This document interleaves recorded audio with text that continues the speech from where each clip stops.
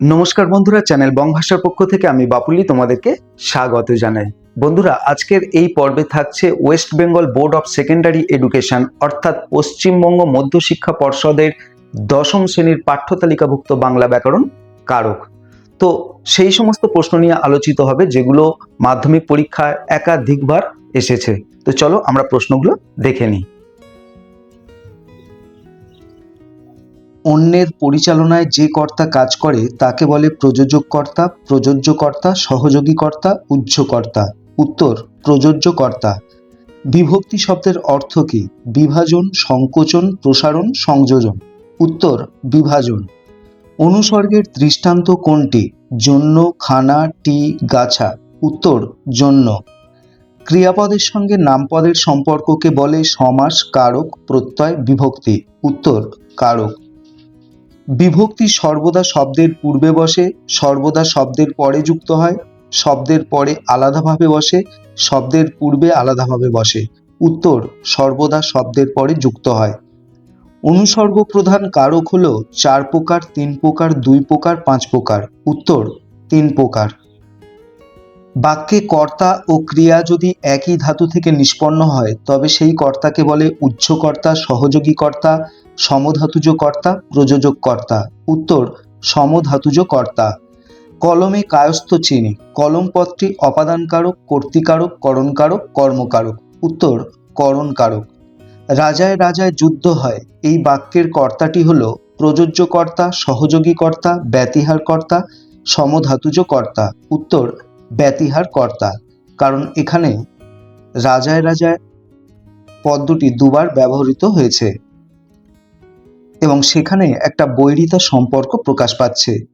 আমাদের ইতিহাস নেই। ইতিহাস পদটি কর্তৃকারক, কর্মকারক, সম্বন্ধপদ, অধিকরণকারক। উত্তর হবে কর্মকারক। মেসি কি খেলাই না খেললো? খেলা কি জাতীয় কর্ম? উহ্যকর্ম, সমধাতুজ কর্ম, কর্মের বিপসা, উপবাক্যীয় কর্ম। এটা হবে সমধাতুজ কর্ম, কারণ কর্ম আর ক্রিয়া একই ধাতু থেকে উৎপন্ন হয়েছে। ইসাবের মেজাজ চড়ে গেল। মেজাজ কোন কারকের উদাহরণ? কর্মকারক, করণকারক, কর্তৃকারক, অপাদানকারক। কর্মকারকের উদাহরণ। 30 বছর ভিজায় রেখেছি 2 নয়নের জলে। জলে পদটি অপাদানকারক, কর্মকারক, করণকারক, অধিকরণকারক। করণকারক। বুলবুলিতে ধান খেয়েছে। বুলবুলির সঙ্গে তে যুক্ত হয়ে কি কারক হয়েছে? অধিকরণকারক, কর্তৃকারক, কর্মকারক, অপাদানকারক। উত্তর কর্তৃকারক। সূর্য উঠলে পদ্ম ফোটে। সূর্য হলো অনুক্তকর্তা, উক্তকর্তা, নিরপেক্ষকর্তা, উপবাক্যীয় কর্তা। উত্তর নিরপেক্ষকর্তা। রামের চেয়ে শ্যাম ভালো খেলে। রামের চেয়ে অংশটি হলো অপাদানকারক, সম্বন্ধপদ, কর্তৃকারক, কর্মকারক। উত্তর অপাদানকারক। কথাটা শুনে তপনের চোখ মার্বেল হয়ে গেল। তপনের পদটি সম্বোধন পদ, কর্তৃকারক, সম্বন্ধপদ, নিমিত্তকারক। উত্তর সম্বন্ধপদ। নমিপুত্র পিতার চরণে। পিতার পদটি হলো কর্তৃকারক, সম্বন্ধপদ, সম্বোধন পদ, কর্মকারক। উত্তর সম্বন্ধপদ।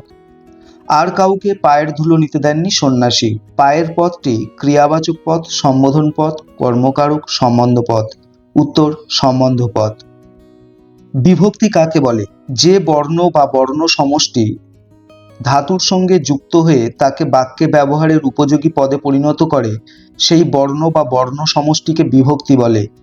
নিরপেক্ষ কর্তার একটি উদাহরণ দাও। সূর্য উঠলে ফুল ফোটে। এখানে সূর্য হলো নিরপেক্ষ কর্তা।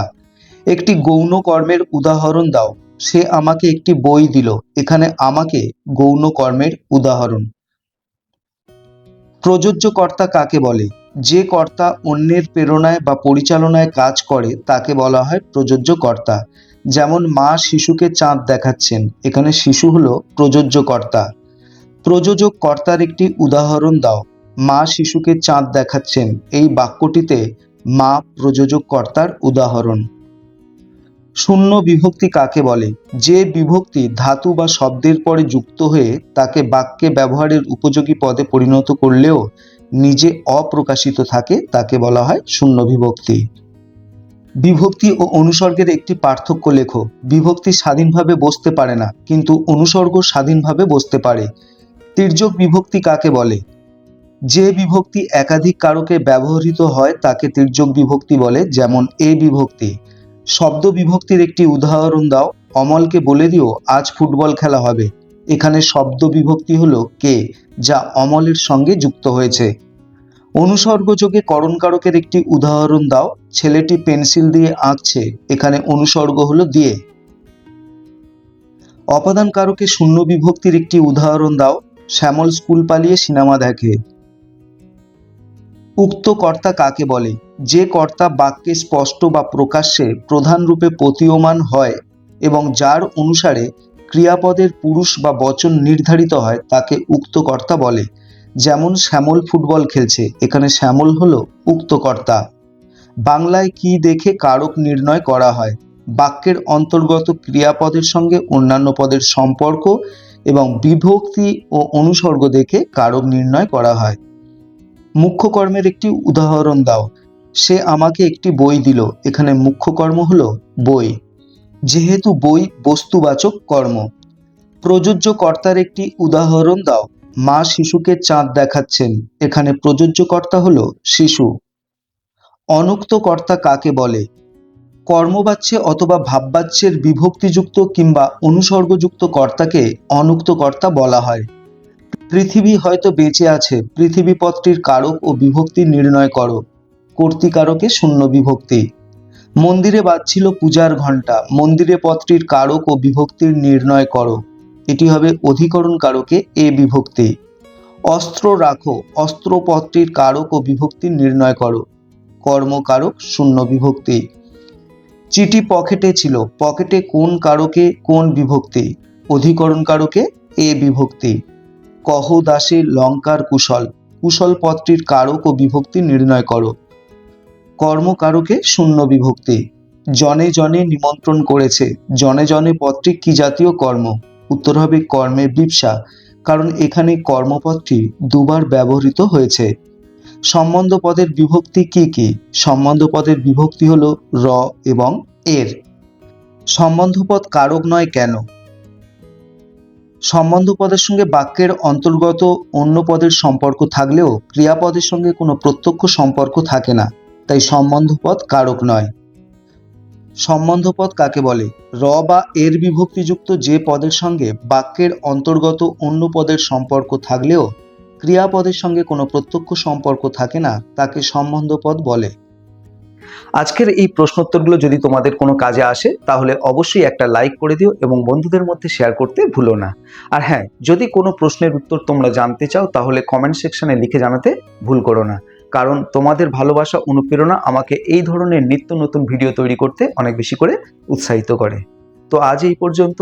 আবার দেখা হবে আগামী পর্বে সম্পূর্ণ নতুন একটি বিষয়ের সঙ্গে। প্রত্যেকে ভালো থেকো, ভালো করে পড়াশুনো করো।